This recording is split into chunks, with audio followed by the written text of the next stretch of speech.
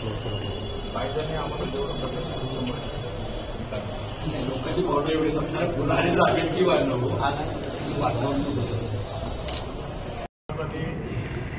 राजमाता जिजाऊ यांच्याबद्दल जे वक्तव्य केलं ते कोरटकरला अटक करावी आपल्याला महिने 15 दिवस मागणी आहे.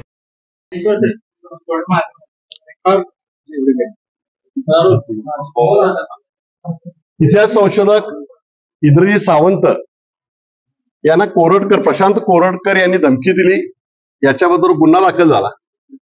छत्रपती शिवाजी महाराज, संभाजी महाराज, राजमाता जिजाऊ यांच्याबद्दल सुद्धा अवमान केला गेला.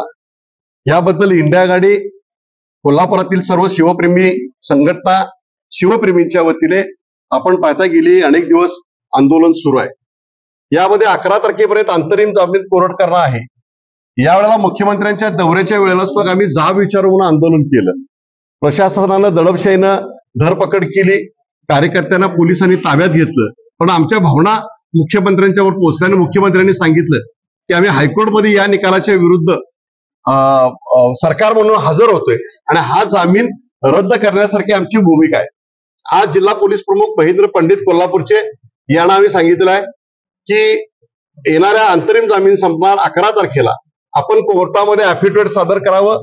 प्रशांत कोरटकरमुळे शिवप्रेमींच्या भावना दुखावल्या गेलेल्या आहेत आणि याला सर्वस्वी जबाबदार तो आहे. आणि त्याच्यामुळं इंद्रजीत सावंत इतिहास तज्ञ यांच्या जीविताला धोका आहे, त्यामुळे त्याला जामीन देऊ नये अशा पद्धतीचं म्हणणं सरकारनं स्ट्रॉंगपणे मांडावं अशी आम्ही भूमिका मांडलेली आहे. आता उद्या न्यायव्यवस्थेवर आमचा विश्वास आहे. न्यायव्यवस्था आम्हाला 100% न्याय देईल. छत्रपती शिवाजी महाराजांच्या बद्दल जी असणारी भावना आहे ती या निकालातून व्यक्त होईल.